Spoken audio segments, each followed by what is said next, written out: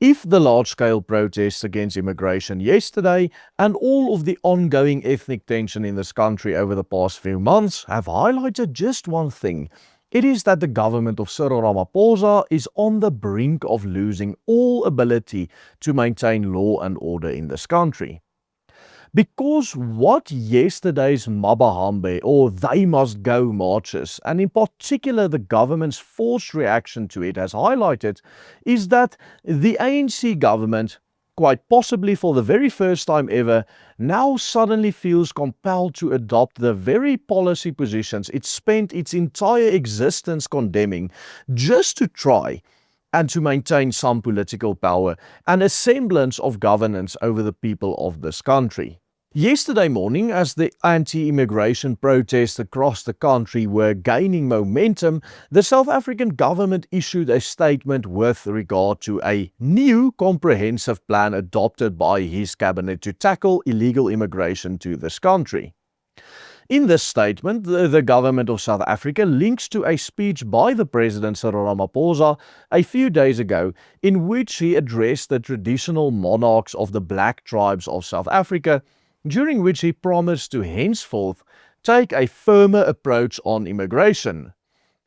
In this speech, he very respectfully addresses the traditional leaders as Your Majesties, Kings and Queens, highlighting a willingness to submit to their demands as hereditary leaders on the issue of immigration, even as the South African head of state.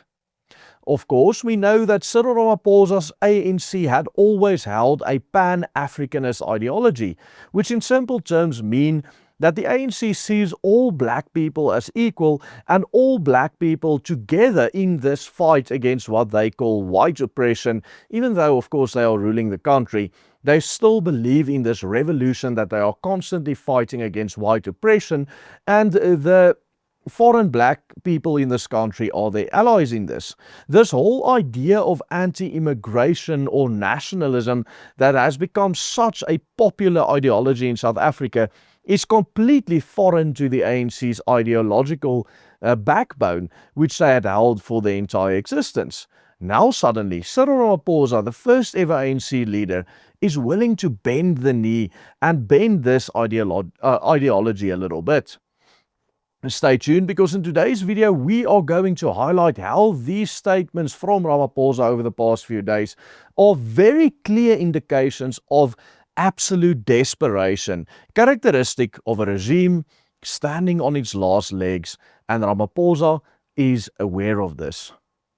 In recent days, President Cyril Ramaphosa has adopted a noticeably firmer tone on illegal immigration, something the ANC had never done in the past, presenting what government calls a comprehensive strategy to regain control over South Africa's migration system. Speaking to this country's traditional kings and queens last week, he acknowledged widespread public concern about illegal immigration and confirmed that everyone within South Africa's borders must be in the country lawfully. He outlined a 5-point plan that includes intensified enforcement of immigration and labor laws, of course, stronger borders security, rooting out corruption within the immigration system through this new technology, and closing legal loopholes within the system, and increasing cooperation with neighboring countries through SADC and the African Union to reduce this massive influx of immigration into South Africa. While Ramaphosa condemned the violence in the speech, he concluded by highlighting the need for government to take a firmer stance on immigration, specifically into the future. And he promised to address the concerns of traditional leaders in this regard. Now keep in mind, these comments from Ramaphosa come against the backdrop of a dramatic shift in South Africa's immigration debate over the past few months, in which traditional leaders played a decisive role in mobilizing the public against illegal immigration. In January, for example, one of the country's most influential traditional leaders, the Zulu king Misisulu Kazwelithini, publicly declared that illegal immigration had become the most serious problem that government could no longer ignore. Speaking during the commemoration of the Battle of Isandlwana, the king insisted that African immigrants should return to their own home countries and pledged that, and I quote, "no one will touch KwaZulu," while calling on the government to address illegal immigration through deportations of all illegal immigrants. At this time, these remarks sparked fierce controversy and were widely portrayed, especially within the circles of the ANC, as, of course, xenophobic. Ramaphosa himself has in the past condemned xenophobia in any form, claiming that during the first term of his presidency, that even illegal immigration does not justify any sowing of mistrust of other Africans or other black people, and that everyone who happens to find themselves within South Africa's borders should feel safe. He even claimed that those who sow this kind of mistrust traumatize the country, and that all African people or all black people must always live in harmony, and of course the unspoken part are all together in this fight against the enemy. Of course, we all know who the enemy is. And yet now Ramaphosa himself is speaking to the very same traditional leaders about the need for stronger border security, stricter enforcement of immigration laws, closing legal loopholes, and ensuring that everyone inside South Africa is here lawfully. Whereas in the past, Ramaphosa and his ANC would far more easily simply condemn xenophobia without even mentioning the problem that people on ground level are seeing every day of illegal immigration to this country. Now, his government's rhetoric on immigration has become considerably tougher than it ever was in the history of the ANC, and also a lot tougher than it was at the beginning of this year. Ramaphosa is now even meeting with the leaders of the very anti-immigration groups he once condemned on a blank slate as committing violent and illegal acts. Organizations he once maintained have no place in our country and no place in our society. The remarkable thing is that this shift did not happen after a groundbreaking ANC policy conference or a national election or any sort of place where the ANC would usually adjust its own ideology and its policy positions. It just happened only after months of escalating public pressure, anti-immigration mobilization, and very big growing signs that this government is simply no longer able to contain the political fallout over the issue of immigration.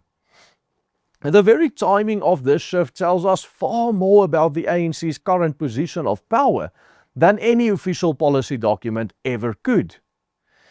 You see, Ramaphosa's sudden turnaround on the issue of immigration, and also the fact that he's turning his back on the very Pan-Africanist ideology that the ANC was built on, and of course the fact that he is now working together with the Mabahambe movement, is very radical. It highlights the immense pressure he is under and the extent to which he is now suddenly willing to even alter policies completely for the sake of accommodating a black voter base with which the ANC is evidently completely out of touch at this very moment. For many, many years and even decades, concerns over illegal immigration were routinely just dismissed by the ANC from the time of Nelson Mandela to the time of today of Ramaphosa as just xenophobic or reactionary politics. Today, this very same government is promising stronger borders and stricter enforcement and legal reforms to deal with precisely the issue it previously did not just downplay, but even condemned when people spoke up about it. Ramaphosa is now even bending the knee to traditional monarchs such as the Zulu king, the likes of which he just a few months ago would condemn as a xenophobic individual that has no real power over the government of South Africa. Yet, now he is promising to cave to their demands if they could just assist government in maintaining law and order in the midst of the ethnic conflict that this country is seeing that is spiraling out of control before our very eyes. What we have just described here is what governments do when they realize that they are losing all control of the political narrative. Instead of setting the agenda, they begin to follow it. Instead of leading the public opinion on issues, they start chasing after it. The ANC government's reaction to yesterday's marches, from spending billions on security measures to promising to take proactive steps to secure the country's borders and deport all illegal immigrants, shows that the ANC has now been reduced to a political organization that reacts to political developments among its own black constituency, rather than an organization that shapes them. Ultimately, all of this highlights the extent to which the ANC's political capital and political power have been almost completely and utterly eroded in this country. And this, my friends, is a very good sign for all of us. In a recent video, we therefore also highlighted that the destruction of the ANC is imminent and inevitable. Check out that full report by clicking on this link appearing on your screen right now. We do believe you will find a lot of benefit from knowing that information. And support the good work we are doing here on this channel and at the Willem Petscher Group by becoming a paying member. Invest in us by simply following these easy steps on the banner below. Goodbye and God bless.